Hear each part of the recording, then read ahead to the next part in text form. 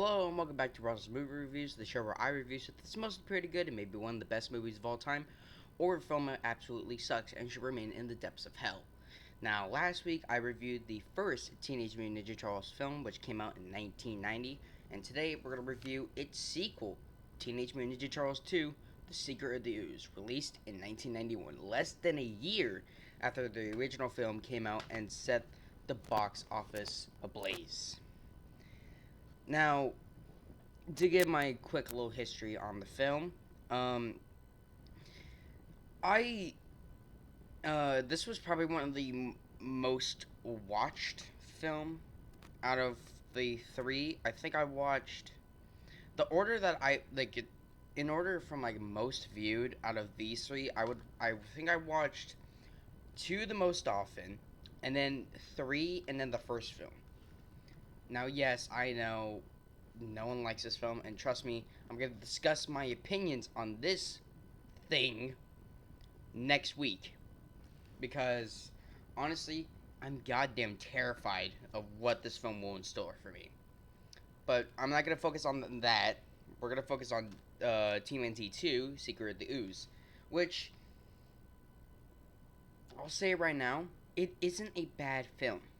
Most people say that it's just as bad as TMNT 3. And trust me, this film, it's not as bad as this. Well, grandly, I haven't watched this one in a while, so I don't even know what could be in store for me. But this film isn't that bad. I still don't think it's as good as the original, but it's not as bad as many people say it is. I think this one is a fun, entertaining film that you should watch the first film in order to get some of the plot points that is mentioned in this one. But really, without those things that they refer back to the first film, like the shredder and stuff like that, I feel like that you could just watch this film by itself without watching the first film. And with that mindset, I think this film is a very entertaining. But as a follow up to this really good film, it's a it's a step down. Not as a significant step down as this shit, but it's still a step down from the original. But um yeah, like I said, I probably watched this film the most out of the original trilogy, followed by the third film and then the first film. Which probably makes it that's probably why I love the first film so much, is because I watched it the least, so I didn't have that, how should I say it, that mindset of being like, oh, is this gonna be bad or not? Granted, I watch all the films I watch for this series with very minimum expectations. Um, but still, it did kind of surprise me that how good it was. Um,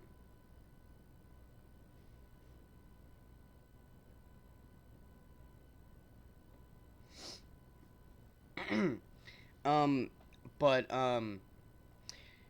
let's get on to some of the points. So the film was made on a $25 million budget. It domestically it made 78 million, and worldwide it made 132 million. So this was a success. I think it honestly would have done more money if it was released about 2 years after the original came out. Because, like I said, this film. Actually, let me look at the original date real quick. Okay, so the original film came out March 30th of 1990. This film came out March 22nd of 1991. So a year and 2 days after the original film came out, they released this one. And to be completely honest, this it does kind of seem rushed. Not with um the puppetry and the animatronics; those still look great, but just some of the sets look very very cheap.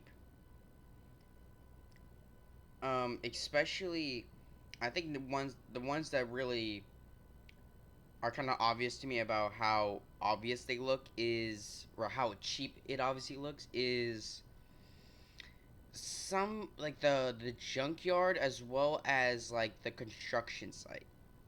Those really look like a set to me. Whereas um the as but this like, sets include like April's apartment and the underground train station look like you could find those somewhere in New York at the time, which I feel like is what a movie should do, is make it look like how the place looks, either like if it's set in a real location. um and this was directed by Michael Pressman, who honestly I only know from Teenage Mutant Ninja Turtles 2 Secret the Ooze. Apparently he was a TV director, like Steve Barron, but even Steve Barron had, some really famous music videos under his belt, including Take On Me. So at least I could give him credit for that. This guy, I don't even know anything he worked on besides this film. So, yeah. And I'm just gonna say it right now, before I mention it later. The music was composed by John Duprez again, like in the first film, and the score is still very good. Uh, it doesn't have. I don't think it's as good as the first film. But it's still a very good soundtrack. It still has the same theme from the original film, even if it's a little bit sped up. And I'm gonna look this up real quick as I'm discussing it more. Um, like I said in the first film, the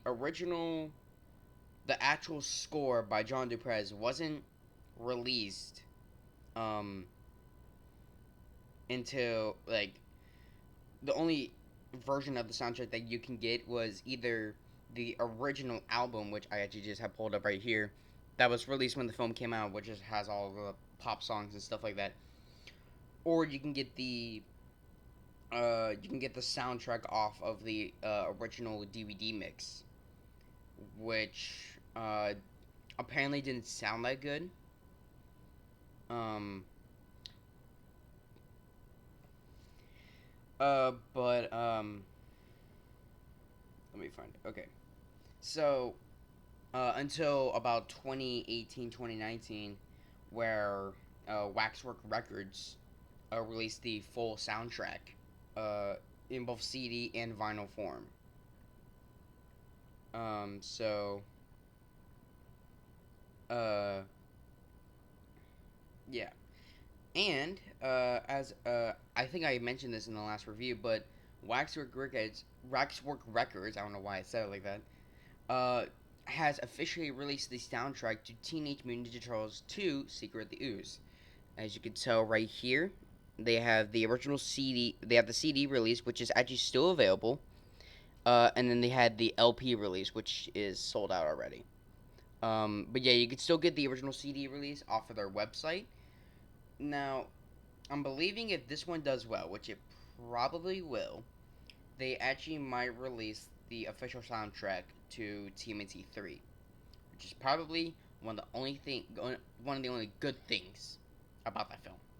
But um, yeah, just to really cover my opinions on the soundtrack for this film, it's like I said already, it's very good. It's not as good as the original, um, but I still think that this is a very good soundtrack. But with all that out of the way, let's get on to the film itself. So the Teenage Mutant Ninja Turtles again battle with their arch nemesis, the Rogue Ninja Shredder, played by in this film, Francis Chow. Which I'm so sorry if I butcher that. Shredder attempts revenge by obtaining the same radioactive ooze that created the turtles and unleashing two mutations: Toka, a fearsome I don't even know a fearsome snapping turtle, and Razor, a fearsome wolf-like creature. When Shredder plans to use the remaining ooze on himself, the turtles must harness their ninja skills to stop him. So, what I do like about this film is that it does somewhat take place like after the first film. It does acknowledge some of the points that a good sequel should do, like how, um, you know, in the original film, they defeated the Shredder, and it didn't look like he was coming back from that. Which, granted, I don't know how the hell they they never really explained how the hell Shredder came back from falling 20 feet, or not even that, like falling a good amount of feet on into a into like a garbage truck, and then getting crushed by like the door by Casey Jones. It's never explained. But yeah, he's just somehow back. But what I do like is that they do acknowledge they do kind of like play up the fact that, like, oh, the Turtles are kind of naive about, oh, we won our first battle, we won against the Shredder, we won against the Foot Soldiers, now they're never coming back. And then when they do come back, they're like, huh, something's not right here. And of course, Shredder comes back and he gets the last amount of ooze to use on a snapping turtle and a wolf, because that's what they do say in the film. So if I'm wrong about that, don't don't criticize me about it. That's what they told me in the film. It was a snapping turtle and a wolf. Um, but they have, they acknowledge the fact that they're kind of like, yay, we defeated the Shredder, like everything's all hunky dory, we did it. But then once the Shredder comes back, they're like, oh god, what does he have up to now? And I love the fact that, um, um, even though they weren't like, if it's like a one-on-one battle between one turtle and the Shredder in the first film, they couldn't beat him. I love the fact that even though they all could have been able to defeat the Shredder, they can't defeat Toka and Razar. Because one, like I said, they came from the same region that made them, and two, they're like twice the size of them. So it's like, oh shoot, we might be screwed this time. Um, until um, uh, until they figure out a way to reverse the like reaction to the ooze, which I do admit is pretty funny and clever. Um, and yeah, so um, I think, like in the first film, all of the actors that play the turtles in the suits make like cameo talking roles, like the ones that are just in the suits, like for all like the animatronic scenes, not for all the stunts and shit like that. Um, I think the guy that plays Michelangelo play is the neighbor to April, and then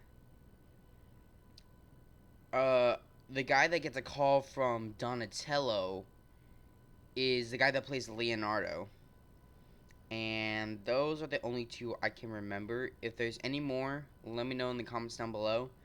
But I can remember in the first film, the guy that played Michelangelo was the pizza delivery guy. The guy that plays Raph, I think, was either the taxi driver or the passenger in the taxi.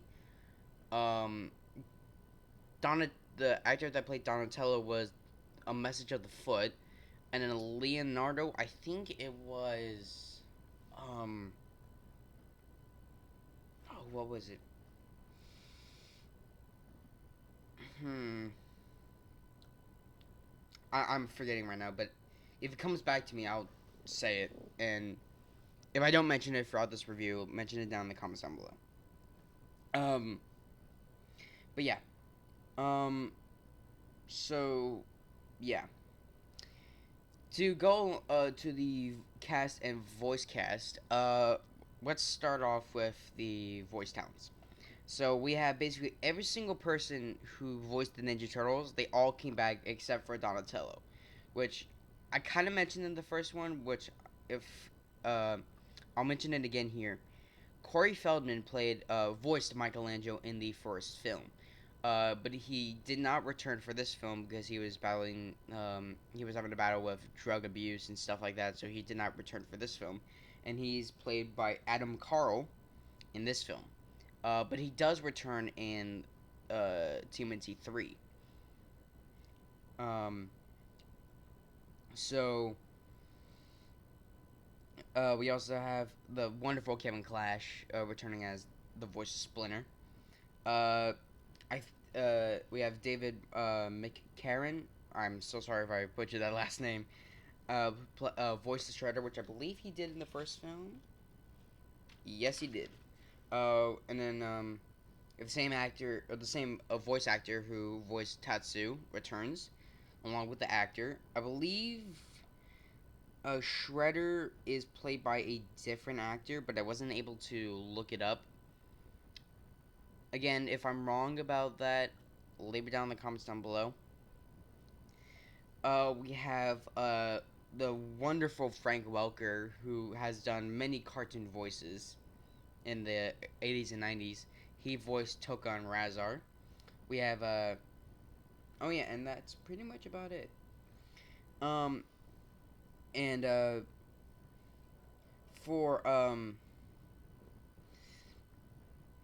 for the in suit actors, every single guy who played the turtles, um, you know, all return.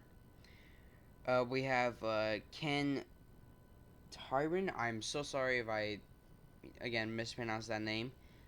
Playing or who puppeteered Splinter. It's not Kevin Clash this time, I believe. And then we have Kurt Byrant as Toka and Mark Ginther as Roka or Razar. Sorry. And we also have, for actual in-person cast members, we have April Renew, who in the first film was played by, let me see, who's played by Judith Hogue.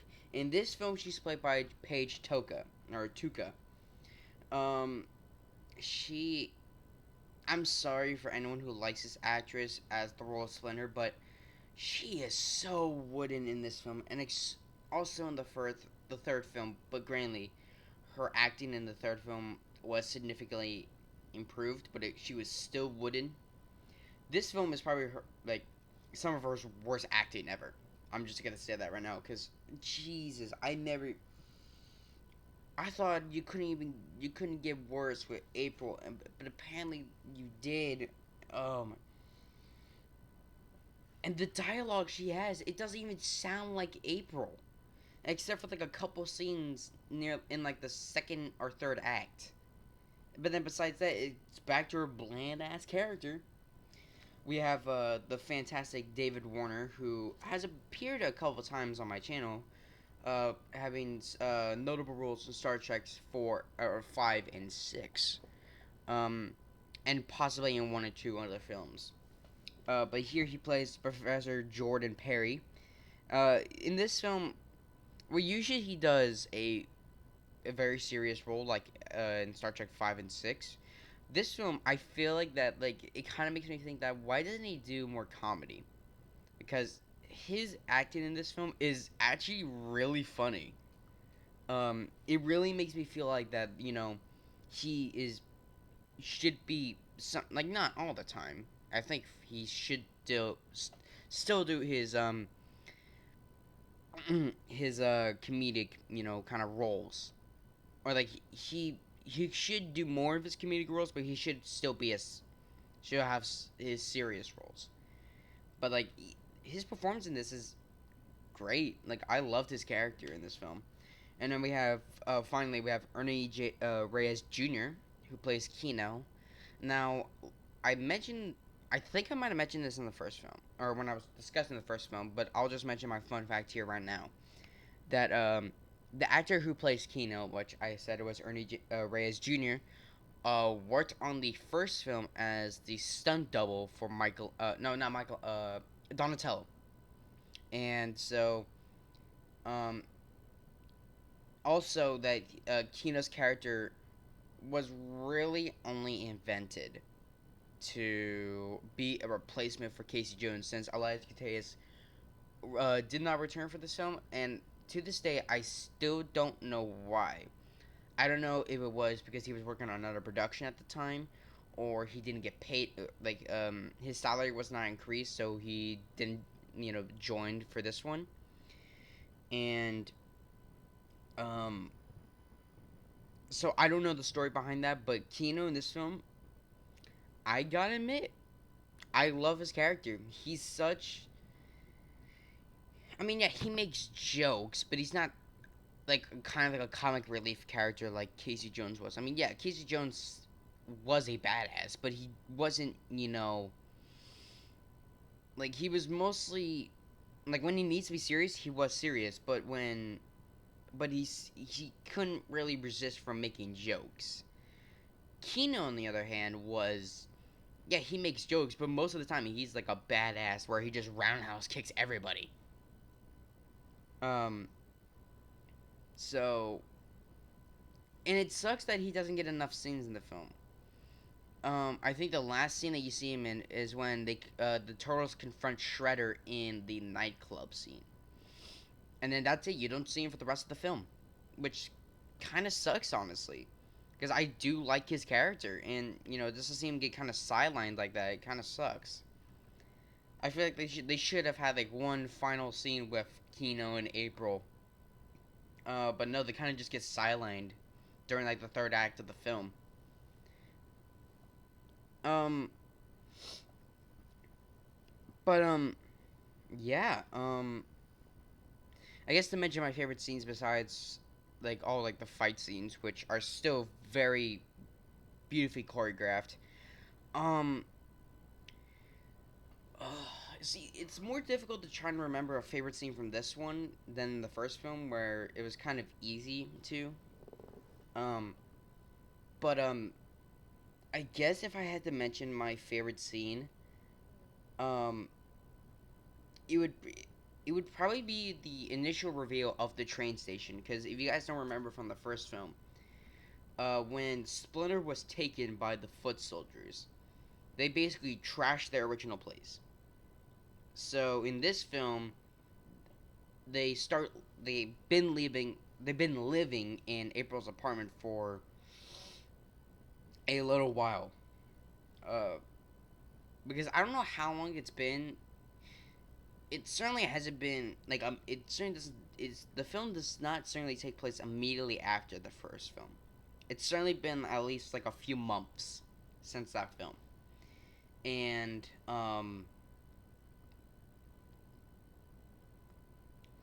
so it kind of shows that like they kind of have like a it's kind of like a routine uh that they've been living there, and then towards the end of the first act they all move out of April's apartment so that they can try and look for a place to live. uh and then they find this abandoned train station, which grandly in this film I think it looks beautiful, like all kind of like run down, and then eventually when they make it into like a home, it does look very nice. But they completely screwed it up when they got to the third film. Because I honestly like the lighting in this film of the train station instead of the next one where they kind of just make it all kind of like uh, a lot more dimmer than it was. But yeah, and then honestly the scene that everyone has to talk about at some point was the Vanilla Ice scene, which if you guys don't know, during I believe it was their last it's their last confrontation between the Turtles and Toka and Razar. I believe I'm trying to remember. It was either Michelangelo or Raphael who gets thrown through a door by Razar into a nightclub, and then everyone's like, "Whoa, whoa, whoa, whoa! What the hell's going on over here?" And then, um, uh, they started um, the Turtles started like fighting Toka and Razar in the nightclub, and then all of a sudden, you hear the beat going, and then like you see like Vanilla Ice, he's like, okay, I can get along with this, and then the turtle rap just starts, which I gotta admit, for this film, I'm fine with it. It's honestly kind of catchy. I'm not saying that I love the song because honestly, if you try and play this for someone now, they would think that you're a goddamn crazy person. Like, why the fuck would you like this song? But for the time, Vanilla Ice was popular to like very young kids at the time. So, um, it kind of made sense to try and um, kind of tailor the audience to that.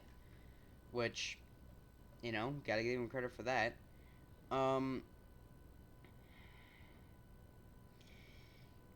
um, but and this is also where we, I guess, unfortunately, say goodbye to Toka and Razar in their mutated forms because Donatello asked the professor like, "What do we do now?" And it's like maybe like some like nitrogen or like what does he say? Like I think it's like a concentrated something of H2O or something like that.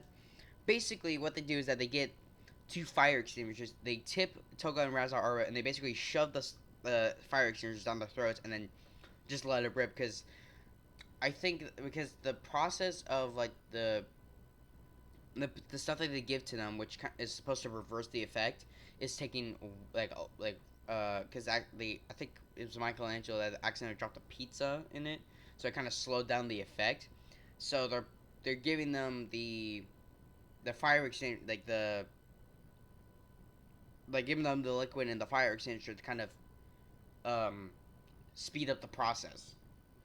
And then after the turtles, do that and they fight I think they fight some foot soldiers, and then they dance, and then they go to leave, and then they find Toka and Razar in their original forms, which was again a snapping turtle and a wolf. And then they find Super Shredder, the quote unquote fight Super Shredder, which I gotta admit, I know you had this cool battle, I guess, with Toka and Razar, but the idea of Shredder taking the mutagen and becoming Super Shredder, it's fucking awesome. Um, and Super Shredder was played by Kevin Nash, who I believe was the Big Show. I believe. If I'm wrong about that, again, correct me in the comments. But like, you see this like big hulking Shredder, and you're like, wow, dude, like, what kind of battle is gonna happen? And then the turtles basically do nothing because Super Shredder just destroys the dock and crushes himself basically. And yeah, that's the final death of Shredder because he doesn't appear in Turtles 3, which again I'll get to. But he that's the last appearance in the original trilogy of Shredder because he kind of just dies under the dock. Did you see like Rich's arm out and he's like, oh, and it's like that's kind of a shit ending, honestly. Like, yeah, the first one where they had a good confrontation between normal Shredder and the Turtles, that's good. Now, if you want to make a sequel where he threatens to take the mutant and he does, you have to have a awesome battle, and then they just kind of silent and like, nah, nope, we ain't having that shit. And then that was probably my only major gripe with it is that the ending was kind of shit. But besides that, it was fun. So, my final thoughts on Teenage Mutant Ninja Turtles 2: The Secret of the Ooze. As I said at the beginning, this is I think it's a fun film to watch when you're just sitting down and you're like, man, I do want to watch a Turtles film. I say watch the first film or this. None of the other ones, don't watch them, including this one. I guess you could try and watch the animated one that came out in like 2006, but that's only like decent. All the other ones are either subpar or just absolute shit. Like I'm so terrified to watch this film next week. But overall, I think this is a fun film, and I feel like that everyone should check this out after watching the first film. I don't think it's as good as the first one, but it's certainly a good follow up that I will have to give a C plus. It was a good follow up to the original, but I don't think it's as good as the original. So, anyway, guys, I hope you guys enjoyed this episode of Russell's Movie Review. Stay tuned for next week where I'm gonna have to. Oh God, this is gonna be shit. Stay tuned for next week where I'm gonna be discussing Teenage Mutant Ninja Turtles 3: Turtles in Time. But anyway, guys, if you enjoyed this kind of content, click over here on my little face to go to my channel, or click down there on my name and make sure you hit that subscribe button and that bell icon for notifications when new videos are coming out, and click over here for the last episode of Russell's Movie Reviews, or the previous episode, I should say, and my video down there. And also, I don't say this much, but go and follow me on Facebook, Instagram, and Twitter, because now I officially have a Twitter account, so you can get notifications on that down there. So yeah, go and follow me on Facebook, Instagram, and Twitter. So yeah, guys, stay tuned for next week where I'm gonna review Teenage Mutant Ninja Turtles 3: Turtles in Time. Live long and prosper. Out.